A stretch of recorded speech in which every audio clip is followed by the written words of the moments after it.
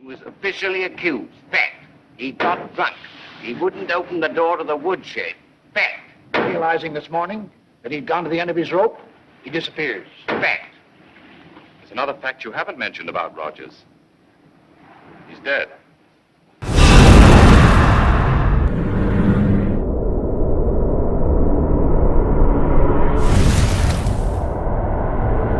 you move like side to side? Yeah, this is much better. Is that a lot better? All right. Yeah, no glaring or anything. I had to switch webcams is all. Sorry. Okay. No problem. Sorry to put you through that. Oh, no worry. I work IT in my day job, so I completely no problems. You what at your day job, you said? I work IT, computers. Oh, IT. Oh, okay. Okay. I thought you said IT at my day job. I'm like, what the hell does that mean? Computers, so. Are you PC or Mac? I'm PC. Okay. I mean, I've worked with Macs, but they are a little more challenging, so I prefer PC. Okay. Yeah, I'm okay at Macs now. When I first got my Mac, my cousin's boyfriend was an IT for Mac, so he helped me out a lot. Oh, okay. Like remote, you know, the remote control of your laptop and stuff like that. They're divorced now, but thank God, like I've gotten better. That tells you where my head is at. She's divorced. Like, oh my God, they have kids together. I'm just like, whoo, thank God. Like I learned as much as I could before that marriage was over. Nothing wrong with that. There's some people would disagree with you, but so yeah, this why'd you pick this movie? Just out of curiosity. Well, actually, I had not watched this film before, but I do like noir and I like murder mystery, so I figured, yeah, it'd be a good choice. You know, yeah, cool. Give me a chance to watch a movie that I knew about, but then, you know, it was one of those I just never chose to actively watch, and so. Whenever I get an opportunity like this, I use it as an excuse to watch some films that either I've been meaning to watch or that might be outside my wheelhouse. So cool. Yeah. Noir and horror are like my two favorite genres. But I love noir films. Like when I discovered them, it was at a later age, in my 20s. So I was already like an adult. When I even heard of noir to begin with, I was like, what is this? And like, there's so many of them. I was just like gunning through them like crazy. They're awesome. Yeah, I when I was younger, I didn't quite understand that what I was watching was actually noir at the time. You know, one of those you don't really pay attention. You just grab the film. And then when I got older, I realized, oh, those are the type of films, you know, I enjoy. I enjoy that detective, gritty style, the anti-hero, the underbelly of the world type of exploration. You know, I always wanted, like, I'm a big science fiction fan as well, so I always wanted to see that in a Star Wars film. A noir Star Wars? Yeah, noir Star Wars film. Yeah, that I think that would be interesting to see. But so a space fantasy crime thriller. Yeah, a crime thriller. Pick a genre, damn it, Mark. Pick a genre. It's so hard nowadays. That's a big mashup of different things going on there. I'm not even sure what would happen in a movie like that. Because in the Star Wars universe, it's very much, literally, it's black and white. Like in the first movie, like good guys were white, bad guys were black. It's basic as you can get. And even when you think of like how those two, how the genre of noir started post-World War II in a bleak world. And then when you look at the blockbusters of when was Star Wars? Late 70s? 77. Late 70s. When you look into the late 70s going into the 80s, into the Reagan era and things like that, where it's like commercialism and like big budget and like fluff, where it's like people were tired of like the 70s with the 3-hour movies and the auteurs. They were just, fuck it, just give me a good guy, give me a bad guy, make it simple, and let's just have some fun, you know? I don't want to watch like Heaven's Gate, you know, or something like that. I just want basic shit. It's funny that you would want to mix like those dark elements with just like the basic stuff, but I guess it could be interesting. I like to see genres mixed because I'm always interested to see what filmmakers can do with it. You know, I mean, one of the classic ones is Blade Runner. You know, that's noir, sci-fi mixed together. Um, and you know, I think a lot of people, that's one that's a tough watch for many people, because you know, you watch it, there's some action, but it gets really heady, but it's an interesting mix, and I really like the world that they created in it.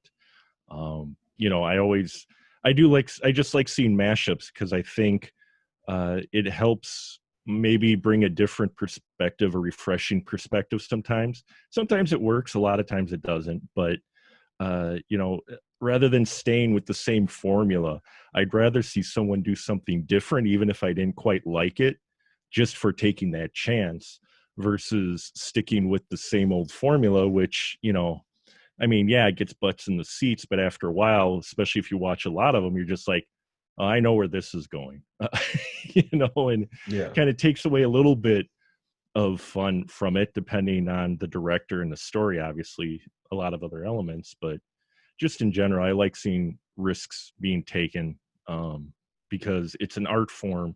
And I think people forget that film is art sometimes, and as well as entertainment. And yeah, it's always fun to see when you get one of those surprise films. So Yeah, I saw Doctor Sleep a few months ago, mhm. and it kind of reminded me of Blade Runner when you brought that up. Yep. Because with Doctor Sleep, it was a pretty long movie. I thought it was okay.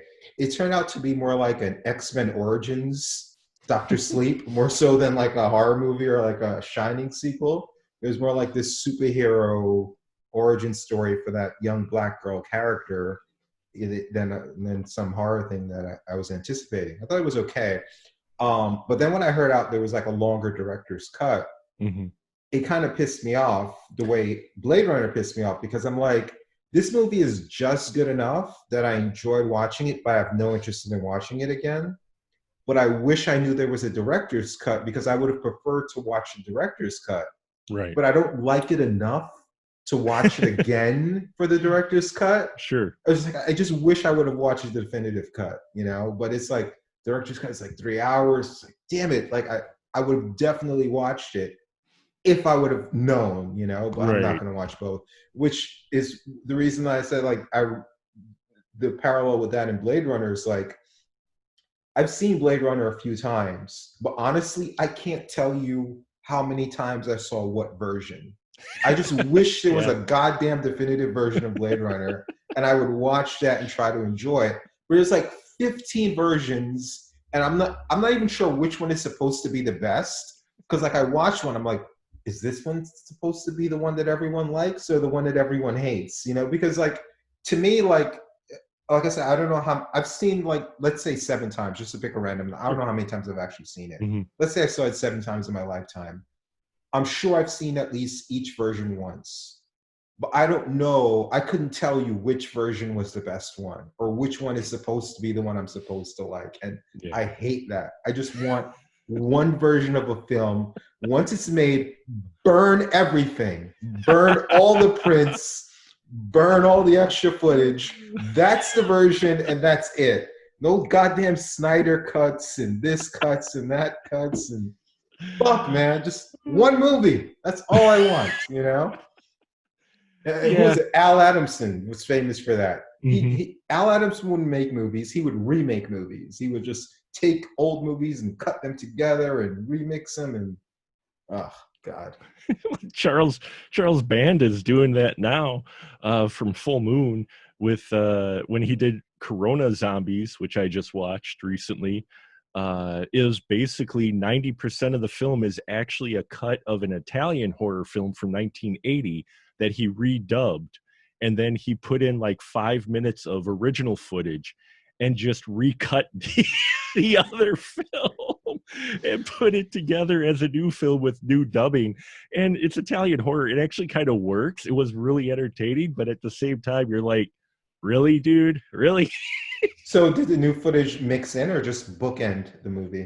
No, the new footage mixed in. It was during the coronavirus outbreak. You get a footage of a like a California, you know, a bubbly girl watching the news and talking to her friend on the phone, and they talk about a coronavirus squad that's going out to find the origins of it and get the cure. And all the footage of the coronavirus squad is actually footage of this military group from this original zombie film. I think it was called Virus at one point from 1980, Italian. It's funny when I saw that in my timeline come up, because I think on Twitter I'm like I follow something Moon. Sure, Full Moon. Full Moon. I think I follow Full Moon, that production company on my Twitter. When I saw Corona, I was like, really? They're shooting now? Because like that's the reason I'm doing reviews, is because I can't shoot now and I can't work. So it's like, what am I going to do? That's why I contacted them. Like, hey, you want to do some reviews? Because I have nothing to do with my time. I'm like, how are they shooting now? Now it makes sense. They basically barely shot. Yeah, I would imagine that she probably shot the footage herself in her house with her phone, sent the footage to Charles Band, who had the rights to this movie already, just intercut those footage. Oh, that there were actual news clips from real current event news clips on the TV. So he got all of that together and then just redubbed the movie, and that was his film. You say she, so it's just basically an actress? Yeah, it's one footage? Yeah, it's one actress on screen with her phone talking to her friend, who is a voice on the other end that you hear, but you never actually see. So you only see her, and she watches news footage, and then after you see the news clip, they cut to another part of the world where the squad is, with the bad dubbing and the footage from another film. You know how messed up I am? In that you actually just talked me into watching this movie. You would think you're doing the opposite. I'm like, I gotta see this piece of shit now. It's if you follow Full Moon at all, which I have since the 90s with the direct to VHS, craze, which where the big boom was, and that was kind of their classic films. It doesn't surprise you if you know the company. Anything to cash in. Is it like Full Moon? Didn't they do like those little puppet? Yeah, Puppet Master. Puppet Master. They did the Puppet Master series. They did the Doll Man, the Trancer series. They did that Demonic Toys, Subspecies series. Yeah, it's been around a long time, up and down. They've financial troubles. Evil Bong series he's done, as well as the Ginger Dead Man series. Yeah, that's with Gary Busey, right? The first one was. The rest of them weren't. But yeah, the first one. They couldn't afford Gary Busey after the first one. Or even it was all downhill after Gary Busey. Even Gary, it's bad when Gary Busey goes, guys, I'm not coming back for the sequel. That's just too weird for me. It's just like, oh man, Gary Busey. I feel like Gary Busey is an interesting guy because he's extremely smart, intelligent person who suffered, I think it was a car accident and got brain damage. And when people get brain damage, it's like they're almost a different person because they're just not the same person they were before. A lot of people that get brain damage end up being in like insane asylums because they just can't function anymore. And it's kind of tragic with Busey because he's so smart. And he was such a talented, he was like an Oscar-nominated actor. He was really talented. And it's not that he's, chopped liver now, but he's just literally a different person. You might as well just like rename him. He makes some interesting interviews, let's put it that way. Interesting interviews, interesting quotes. Yeah. What was that light one? Light living in God's heavenly something. I forgot the last word. Yeah. Yeah, it's where something to, but he would just like I just love it when he goes on tangents like that, So I even wrote like a whole like part like if it was Gary Busey for a film that I haven't shot yet, Scumbag Hustler. Did you review that one, Scumbag Yeah, Hustler? I did. Yeah. Yeah, I wrote a script for Scumbag Hustler 2 many years ago. I haven't Mhm. shot it, obviously, but there's a part written as if it was Gary Busey. Obviously, Sure. Gary Busey's not going to play it, but who knows? If he keeps sinking down, maybe I'll be able to afford him soon. You never know. Even on my budgets, I might be able to afford him. But then again, if he's starting down Full Moon, who knows? But yeah, I just wrote it out like Gary Busey, and sometimes I'll just go back and reread it because it's just so funny. Sure. Not that I'm such a great writer, but because of like writing a Gary Busey part, like Gary Busey himself is so funny. So. You make stuff you want to see and watch, so there's nothing wrong with that whatsoever. Yeah. I mean, I think people mistake that sometimes. I mean, the videos outside of movie reviews that I make, some of the little short films in my web series and that I got, I make stuff that I would find entertaining to watch. So, it's that I want to see. So nothing wrong with laughing at your own work, I think. Yeah, absolutely. Okay, so I may just have a separate video of this footage because obviously none of what we're talking about so far has anything to do with Agatha Christie or And Then They Were None. Maybe I'll put it at the end of the review or just a separate video. Sure. I think people might be interested in that. Okay, so so this was basically like the best-selling novel of all time. Mm-hmm. And Agatha Christie is the best-selling novelist of all time. I think my personal favorite novel would probably be Animal Farm or 1984 behind that, but this is right up there. I love this. I tried to reread it before the review, but I got lazy. I think I made it to a third of it. And I'm so familiar with the story, I forgot how it ended in the book. But that probably helped me because it made maybe if I would have finished the book, I probably wouldn't have enjoyed the movie as much. If I would have just recently finished the book and then go to the movie, it'd be like a Game of Thrones situation where it's like, oh my God, this is so awesome. And you see, D&D just like screw it up. So, but yeah, so as far as the movie goes, you were seeing this for the first time? I've seen it several. What did you think, just your first impressions? Oh, I loved it. I mean, I love classic films. I enjoyed it quite a bit. It was a little bit more comical than I thought it would be, but it did remind me of a 80s comedy, which is one of my all-time favorite, which is Clue. And I don't know if you've ever watched it, but if you watch it, they are completely parodying not only this, but other murder mystery movies, but they definitely, you could see the influence from this film specifically for that film. So immediately when I was watching it, I'm like, oh, okay, this is where they got the idea from. And but yeah, I was into it. I enjoyed it quite a bit. Oh! Ethel. Don't stand there gawking. Get him up. Did you wash the floor this morning? Do you suppose I have time for everything? It's not right to go inviting a house full of guests.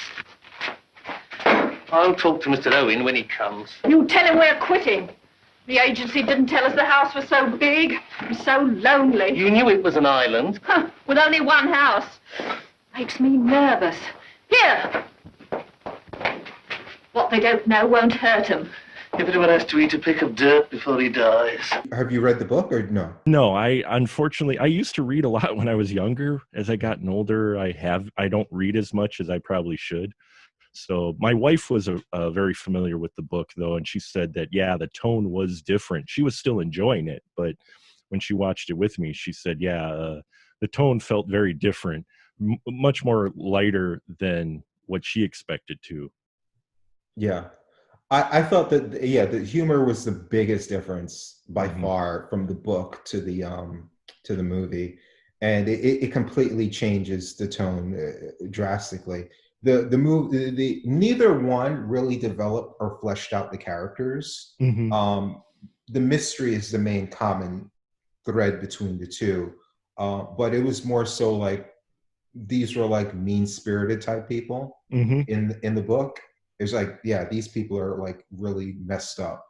and they're still really messed up. They're very casual about all the goings on. I mean, they are just like, oh, someone just died. Oh, bugger. It's just like, I don't know how, like, they're obviously all sociopaths.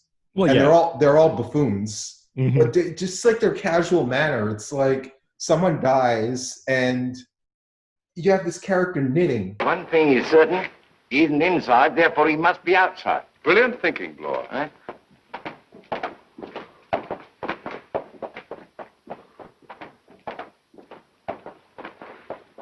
While she finds out someone's dead and then she's about to die and she's just like sitting there knitting like, oh, terrible. It's just like, have some kind of reaction.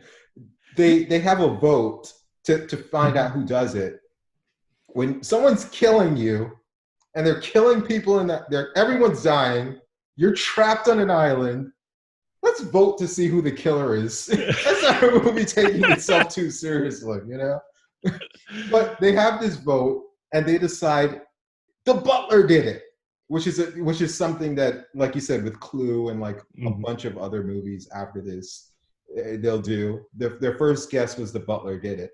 And then when he's like, no, I didn't do it. No, and he's like, fine, I won't even cook you dinner. They're like, no. It's okay. You can still cook his dinner. We're like, please. They're saying it's me because I'm only a butler. You said I didn't have the brains to do it. I didn't vote for you, Rogers. Well, who did then? But who didn't drink the cocktails you just served? You think I poisoned those cocktails? I'll show you, sir. Picking on an innocent man. I can't touch even a drop of alcohol. No, wait there. And if that's what you think of me, I'm not going to serve any dinner.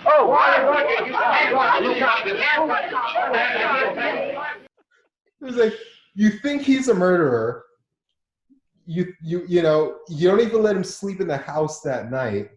But the minute he says he won't cook dinner, you're like, no, please. It's okay for him to cook for you, but you think he wants to kill you?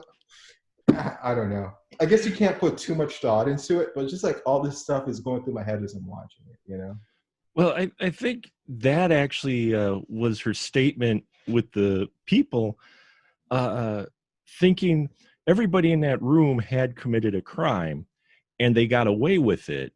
And so you have and they're all from, most of them, you get the impression they're all from higher positions in society at that time. I mean, you got doctors, you got a judge, you got, so these aren't your factory worker. These are society folks. And I honestly think that part of that scene with the butler and the cooking was a statement on their privilege of thinking they're above all this. And I think part of the calm demeanor is they don't think it may be them or happening to them because of, their position and their where they come from and the way they live their lives and such. So I'm thinking there's a little bit of a statement in there. I've got a reputation of making lakes out of puddles, but I think, you're making a I lake may out of be a puddle digging or where is it, mountain and molehills Yeah, and all that yeah, stuff. a You know little what bit. it is? It's because of what's going on in the country right now. Probably. I think yeah. if that butler was black, and then they were obviously all posh and white, like they are, then they would be making a statement. True. Very true. I just think that what's going on in today's culture probably adds more meaning to it. I don't think that detracts from the movie that it wasn't intentional. I think it's still there. It's art. Oh yeah. You can interpret it however you want, but I think what's going on in the world now probably reflects a lot in like what we're watching. And like, but yeah, I mean, I thought the same thing. I'm like, my God, if this guy was black, I'd be like, check your privilege, people. You goddamn mother effers. Check your goddamn privilege. But I mean, I think part of that though is their hubris. They're thinking they're above it, and when they get there, because they're very open about their crime too when it gets revealed on the vinyl record, which I loved. they're very kind of open. They're like, oh yeah, no, you know it, I'm guilty, sure, yeah, I did it. My sister's boy had bad blood, from his father's side, of course. Whipping did no good. Naturally, I had to have him placed in the reformatory. I do hope these eggs aren't overcooked. What happened to the boy? Oh, I never saw him again. He added to his many sins by hanging himself. I wanted to ruin the reputation of his defending counsel, who lost the case, while his client lost his life. I operated on Mrs. Cleese while I was under the influence of... guilty I was. On my testimony, he got sent up for life. That's all. But he died in prison, didn't he? Of course he did. Okay. So what? It's like I got away with it, so what's the big deal? It's like, yeah, I ran over two people and like, oh my God, like I had my license revoked. It's such a pain in the ass. It was just, the book made that scene even worse. Like when they were complaining about like, what happened with the murders. Right. Like they weren't even, none of them focused on like the killings they did. It was just like any kind of repercussion at all, despite the fact that they got away with murder. They're just like, oh my God, like, do you know what it is to not have your license for 2 months? I mean, come on, it's just like, you killed two people, you ran them over, you mother ever. A year ago, two people in the road. I was driving fast. What happened? They took my license away. What about the two people? I ran over them. Beastly bad luck. So it's just like, I enjoyed that stuff as a dark comedy in the book, but this was more like slapstick comedy in the movie. Yeah. The score too, the music didn't help. My wife, as she put it so perfectly, she's like, I wasn't expecting the Looney Tunes music, because the score to a lot of these scenes was something out of an early like Bugs Bunny cartoon almost, in a way, the way the music was, which I think added to the kind of light goofiness of some of the scenes. Like you said, buffoons. I mean, some of them really come off as just jokes. I mean, just you don't take them serious at all.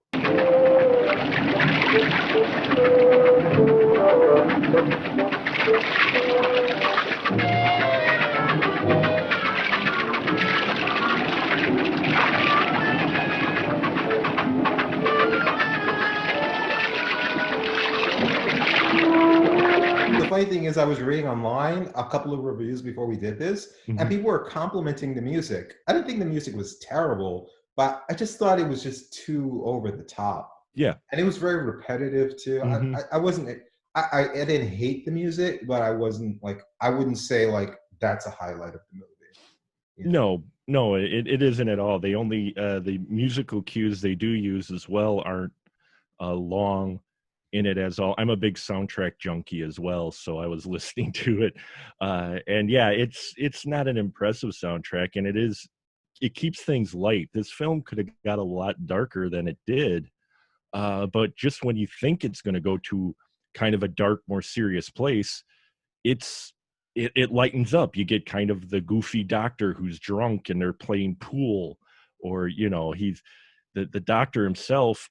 The running gag of, oh, I don't touch the stuff, the alcohol, but he's secretly got a flask that he's just downing whenever he gets a chance. Yeah, I love it.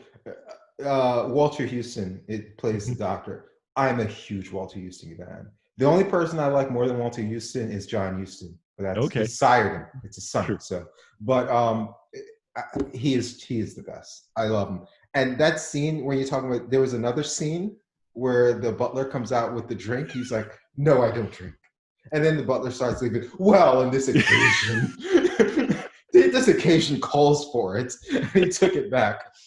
I always love scenes with like that. There was a couple of other movies that had scenes like that. There was A Star Is Born. I think it was a 34 version.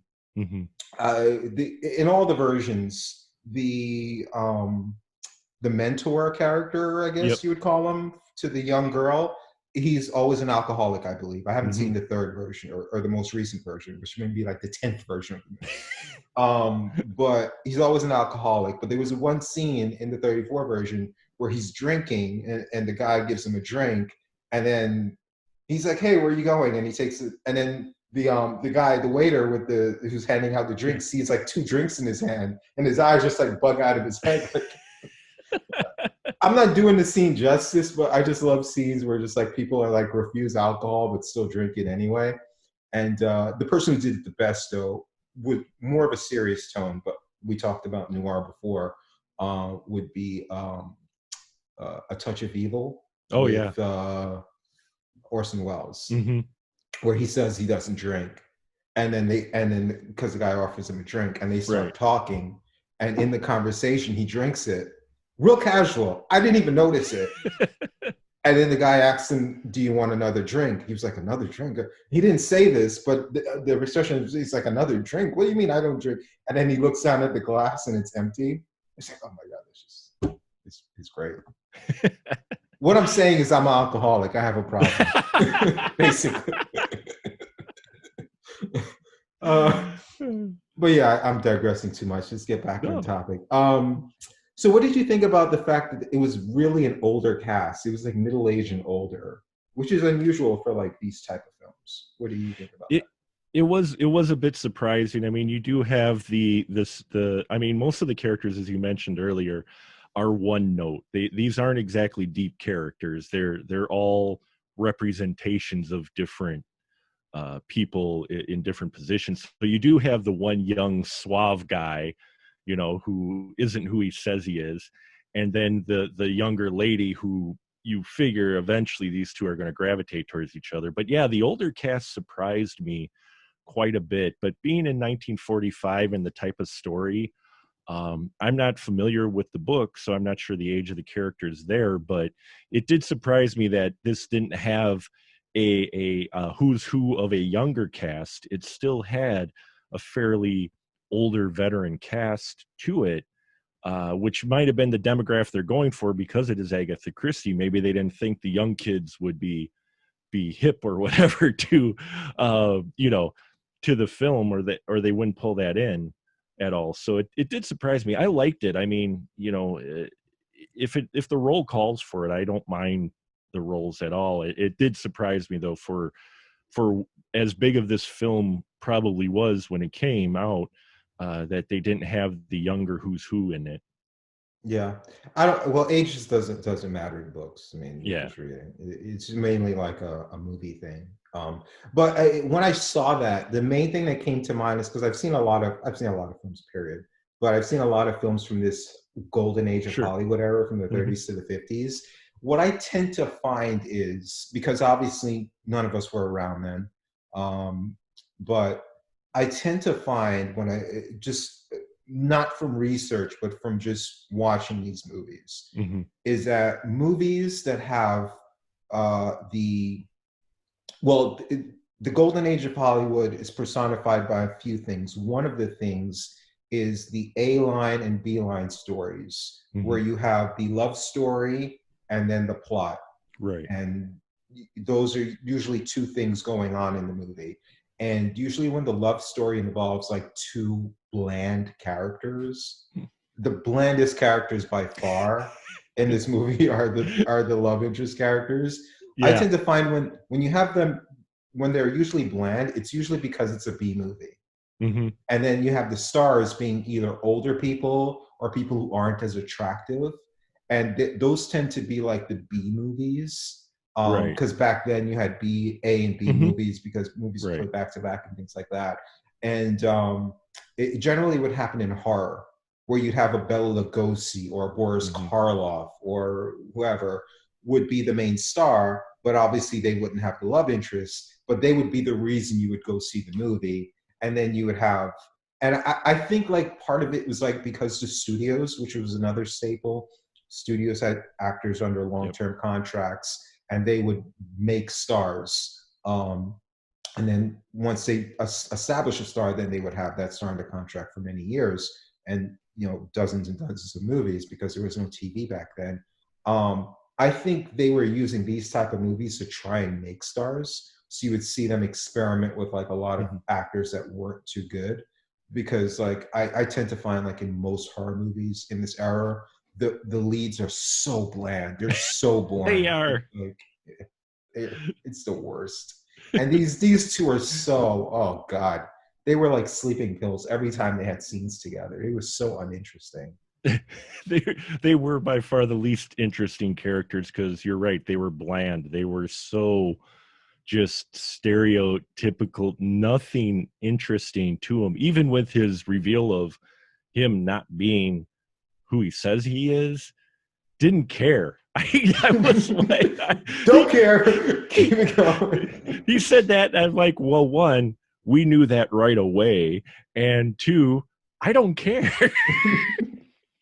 And that's the thing. It's like part of it, you can say it's the writing.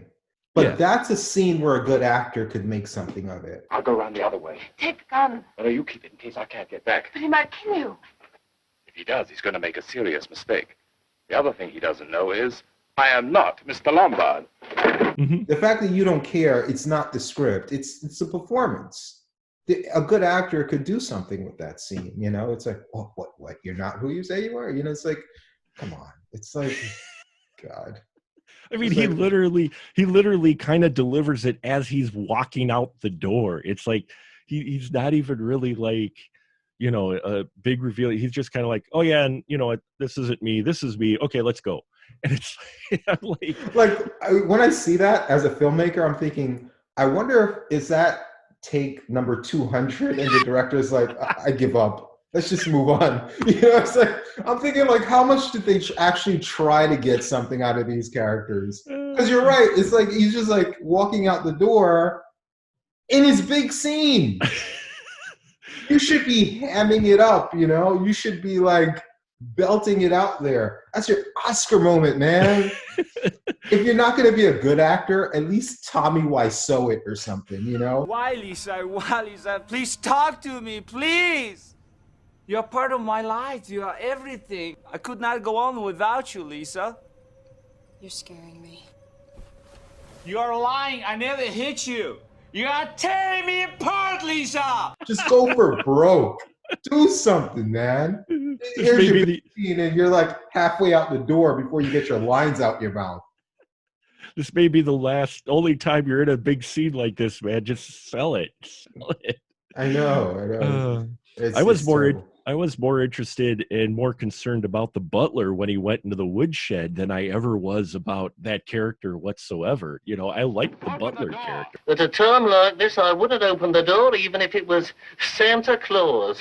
You know, the doctor, the judge, even the private investigator, the detective guy, you know, those guys, those were interesting. The two young characters, I was like,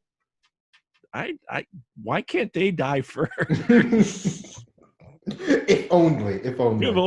Yeah. But put like a psycho or something. Just kill them off early. Yeah, there you go. But yeah, I definitely like my favorite scenes were definitely with the judge and the doctor. Barry Fitzgerald and Walter Houston. When those two start scheming together, it's just comedy gold. When they're at the pool table and they're like, don't kill me. You don't kill me. No, doctor, please. Give me a chance. If you are Mr. Owen, for heaven's sake, tell me. I won't say a word to the others. Don't torment me this way. If you want to kill the others, I won't interfere. I won't say a word. I'll even help you if you'll spare my life. Look, I trust you. Don't you trust me? Yes. That's Maurice. Come coming closer! Because they're so conniving, they're so schemy. And again, there's very little dialogue. Mm-hmm. It's not like they're giving these monologues, and it's not like the characters are giving depth.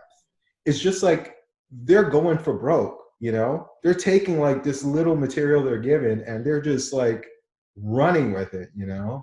It's fun to watch. Oh, yeah, the pool scene especially I love because the power goes out.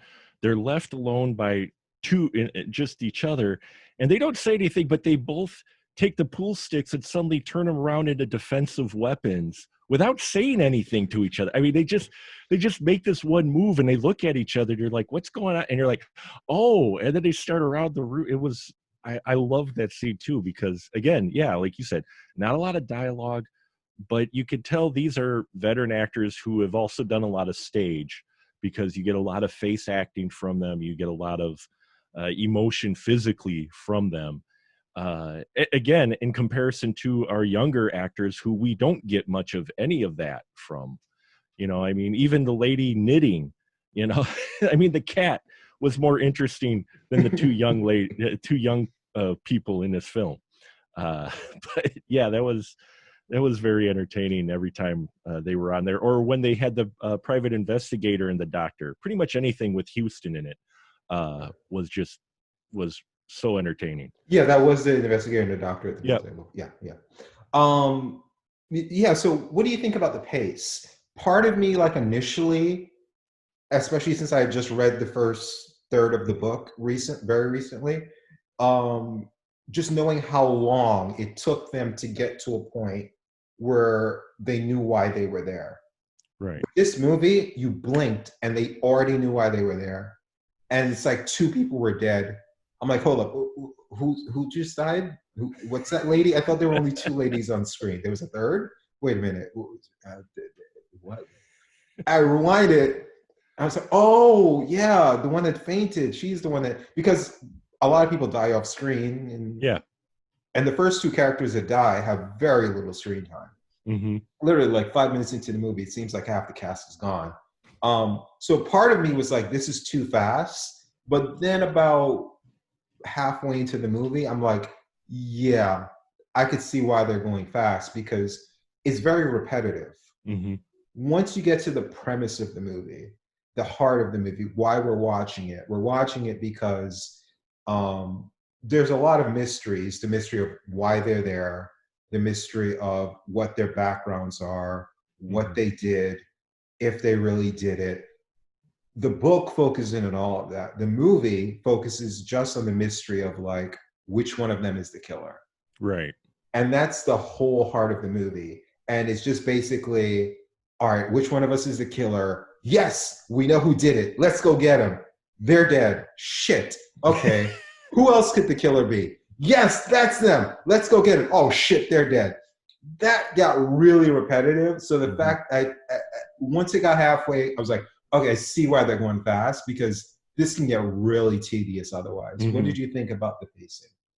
Yeah, you're absolutely right. It really, in fact, it doesn't really slow down until we get down to like the last 4, I think it is, where we have the or 5 when we get half the cast there, because you get the doctor, the lawyer, judge, the detective, and our young couple are left, and they're around the dinner table, and that's where everybody decides to do their confession, and it just kind of it starts to slow down there a little bit more. And yeah, you're right. If you stuck too long with it being rinse, wash, repeat, it could have gone long if you went so long with dialogue and such, and then you just to get to the same conclusion. So yeah, the pacing, I was glad it slowed down a little bit, because yeah, that first act or so just blew through. But at the same time, I can see why as well.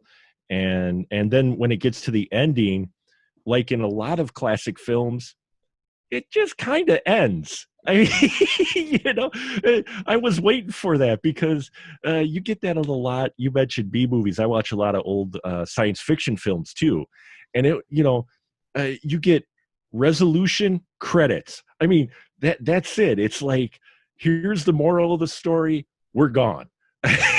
There's no little extra added scene or anything. Nope. Just roll. We got film we're burning here.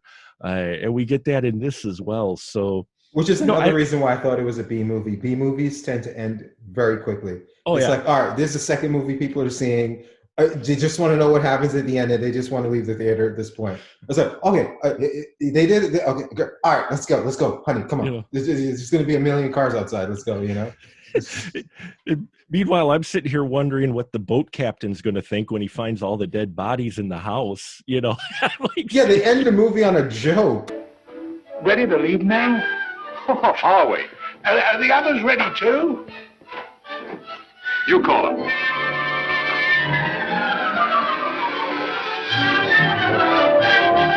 You know, it's like, you fucking psychopath. It's like, you're going to send him out there and see all these dead bodies all over the place, and you guys are laughing while you walk off into the sunset? Yeah, it is an interesting way they paced things, but I thought it was fitting for the plot that they had, you know, and then it picks back up as you get close to the end of the big reveal, which I did like the reveal. I liked the reveal and the way they explained it. It made sense. It wasn't too convoluted, you know, because of the way they set everybody up ahead of time. You're like, okay, I can see them believing in this for sure. Never mind the fact that if he did get shot in the head, there would have been a lot more blood, but that's okay. It's the 40s, it's the mid 40s. So nobody looks for the blood, you know, just the hole in the head. Okay, well, he's shot. Okay. Can I step in for a minute here? Yeah. I felt very differently about the ending. I didn't like it. Let me get on my high horse here. Oh, go by all means, your show. I read the book, even though I can't remember how it ended, because it's been so many years since I've read it.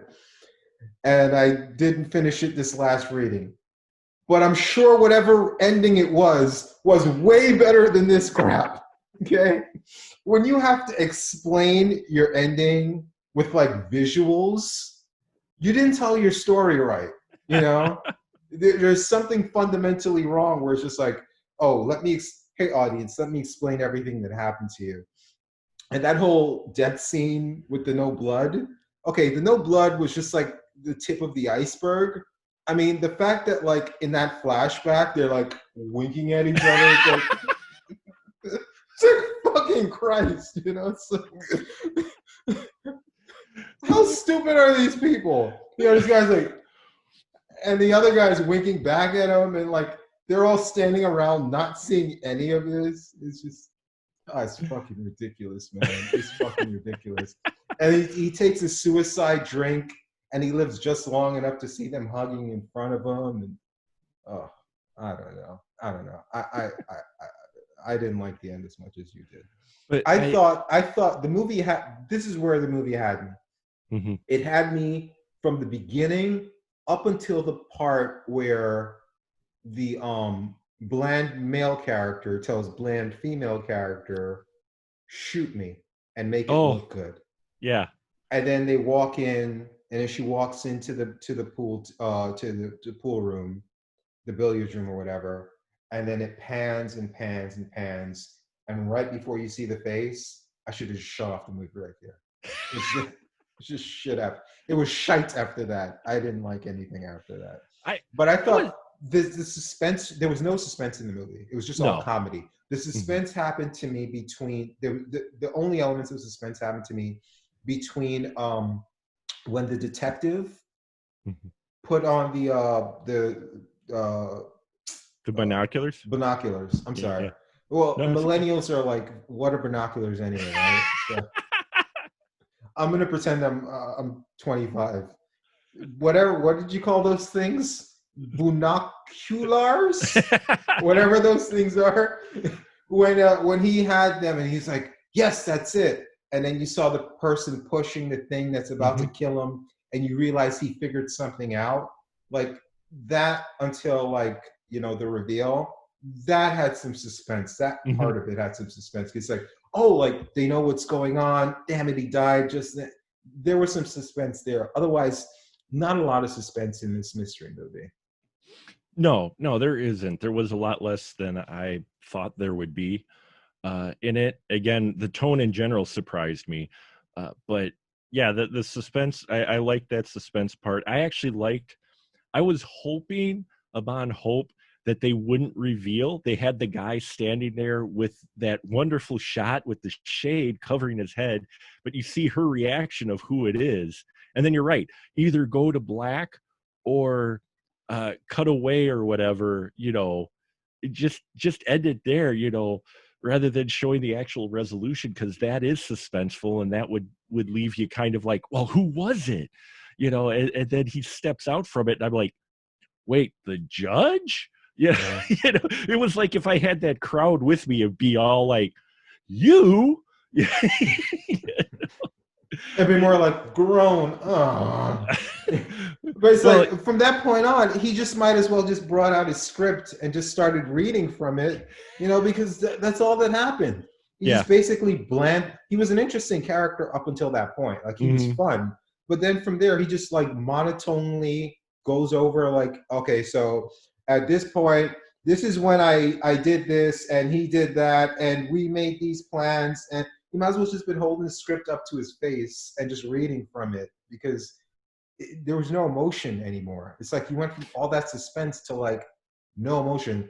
Part of it is because the two bland characters were there. Yeah. And then all that exposition, he didn't really have any character. You can't really like, the actor has very little to go with if he's just doing like 3 pages of exposition, So. Yeah, I was hoping for a little bit like a meaty motivation of why this was going on. I mean, if you're going to give me some exposition, give me some meaty exposition of he's tied to all the cases that were involved with these people, because it's kind of hinted at that they're very similar. He tried the guy who hit the two people while he was drunk. He, the fiance, he was involved in all of that, or some kind of more meat than, well, this is how I got away with it. And it's just like, it might as well be like the Scooby Mysteries or something. Yeah, it was like, and I would have got away with it if it wasn't for you two bland characters. Who are the bland characters in Scooby-Doo? It's the guy with the scarf and the redhead, right? Yeah, you've got Daphne and Thelma. Thelma's the interesting one. Shag and Scooby, of course. And then, I'm blanking on the guy's name, but you're right. The bland guy. Bland guy and bland girl. They were based on these characters. It feels like it quite a bit, actually. Because they end up being not that interesting. And I think it goes, what you're saying is that they have 2 young stars that they probably just got under contract, old studio system. So they're promoting them, putting them in what is basically a B movie, at least by formula standards, with some veteran actors to make them look good, because they end up being the heroes heroes in quotes at the end, and you're just like, those two, really? Just, it would have been interesting if he would have convinced her to hang herself. One little Indian boy left all alone. He went and hanged himself, and then there were none. It's for you, Mr. Faithful. And then Mr. Suave comes in, and then he's in shock because she's actually dead now. Something a little bit, mix it up a little bit at the end, but it felt more like, okay, we got one more scene, then lunch. So... it basically felt like they had 40 days to shoot the movie, and they shot for 39 days and 23 and a half hours. And then they got to that billiard room scene, and it was like, shit, we got a half hour to wrap this up, guys. How much script do we have left? Oh, shit, we can't shoot all that. Hey, just read it, and we'll put some like old footage, we'll cut some other footage over it, and we'll call it a wrap, But yeah, go ahead. You just say, but I mean, for the times, a lot of movies felt like that, though. I mean, it's we look at classic movies and we watch a lot of the classic movies, but for every one touch of evil, as you mentioned, there are a dozen films similar to this that are entertaining, but nothing that you're just going to go, wow, that was just amazing. They're entertaining, but they're not ones that you're going to put up on a high list films probably for classics when you think of classics. They're more like it's a nostalgia look at like that era, you know. It's like a time capsule of a pop or commercial movie or whatever. I'm guessing this may not even be a B movie because this came out 6 years after the novel, and this was a pretty popular. This may have been an A movie. Who knows? It's all conjecture on my end. I don't know. But, I'm not sure either. I meant to look it up, but I do know we're talking 1945. So they're coming just out of the World War II. I'm guessing they may have been afraid to create a heavy film, you know, because maybe they were looking for something a little bit lighter. So they're using the material from Agatha Christie, and someone said, hey, we can make this kind of a light comedy with these characters. We get some veteran characters and people will enjoy it more, you know. Maybe that was kind of the motivation, because the tone of it is just different than what you're going to expect, for sure. Yeah. The last thing I want to touch on is the fact that this movie has created like a formula or trope, however you want to classify it, the process of elimination resolution type movie. You know, whatever you say about it, like obviously, and it's not that, the book is really what did it, but like a lot of movies have spawned, better movies have spawned from this process, you know, process of elimination, where it's like, all right, a bunch of characters come together either by invitation, you know, or they're trapped like Saw or something, or they're blackmailed or coerced or tricked, but they all come together in this place where they can't escape. And it's like they find out something about this mysterious person that got them there, and then then the premise kicks in, and then it's just a matter of like who will survive, who's the killer type thing. And a lot of movies like Hateful, I'm trying to think off the top of my head. I know that the Hateful Eight, Cube, which is a nice low budget movie, House on Haunted Hill, Clue, like you said. I think even the Lost TV show to an extent.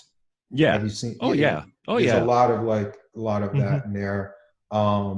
April Fools, that 80s. There's a lot of movies just have used this core, like I said, however you want to label a trope or formula or whatever for a movie. So it did spawn a lot of other good stuff. But a lot of those movies, like I mentioned, they have more suspense, more thrills, kills that are actually happening on screen. You know, they take the situation of their life a little bit more seriously than these characters. You know, so but I found it fun. I've seen this movie several times. I think the fact that it's so fast paced, the fact that it doesn't linger too long despite the repetition, the fact that even though you have a lot of bland characters, there are some fun characters in there, that actors who clearly know they're in something that they shouldn't take seriously and they're having fun with the material. So overall, I definitely give it a thumbs up. Any final thoughts yourself? Yeah, I'll definitely give it a thumbs up. And I think why this formula works, and you're right, the book spawns this movie, which spawns that formula in film. And I think that works is because it's interactive with the audience, because the audience is with the characters who don't know, who know as much as the audience does, which immediately pulls your audience in. If the characters on screen don't know why you're there, and you don't know why you're there, you're discovering with them. So I think that connects the audience more than if they reveal the bad guy right away. So I like these types of films. All the ones you mentioned I've watched, and I think the formula works, and it has been done better than this one, but there is a lot of entertainment value to be had here. And it's definitely worth a watch, I think, to see the origins of where those later films got that formula from. I'm always big on visiting the classics, because you'll find your influences of modern filmmakers probably have spawned from films like this one. And so I'm always for looking at the origins of where some of these tropes and formulas come from. And this is definitely one of those where yeah, you see a lot of the films, more modern films, that they have borrowed from this. And I recommend it. I give it a thumbs up as well. It's still entertaining. Yeah. The one thing I think about with movies like this that aren't great, but they're good and they spawn a formula is I always think like, all right, someday like we're gonna be long dead and gone, and generations from now are going to be looking back at this era. And I try to think of the movies that I kind of dismiss now that people are going to look back and say, oh yeah, those idiots are kind of like into those movies, or like that's where this formula. I always kind of think like how people are going to look back on the generation of films that happened in our lifetime, the way we look back on older generations of films when I look at things like this. So it's fun to look at it from that lens as well. Yeah. I see a conversation going, man, they really liked comic books, didn't they? Yeah, this whole Marvel formula. I mean, every movie is the same. It's like the dad dies and this character goes on a journey, and they're always quipping, but they're not actual jokes. They're just references. Hey, remember that movie where the Star Wars thing? Remember that Alien movie? These aren't jokes. What the hell were these people thinking? Why were these movies making billions of dollars?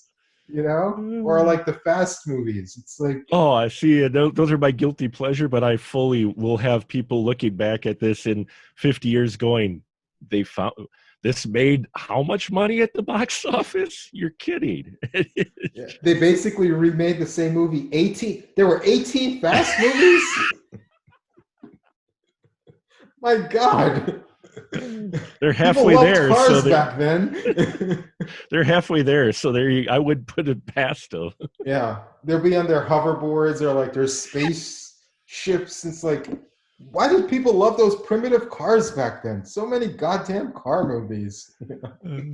I'm waiting for Fast and Furious in space now. Now that you mentioned it, I want to see that now. Yeah. Well, they took Leprechaun to space. They took every horror icon pretty much in space. I actually loved Jason X. Thank you. I love Jason X. That is a guilty pleasure of mine. That is right up there in that whole series of Friday the 13th movies. That is just perfection. Hellraiser Bloodlines is actually pretty entertaining as well. So. But yeah, I liked it, but it's not in the topper echelon of the Hellraiser movies. But you know, it's not bad. It's not bad. But still, Jason X. I'll watch that any day and twice on Sunday. Yeah. It's a good one. Okay, thanks. And hey guys, check out the movie. It's public domain, so you can just hop on YouTube and see it. Definitely worth watching. Rogers, I'd like to ask you a few questions. Did you prepare a nice dinner?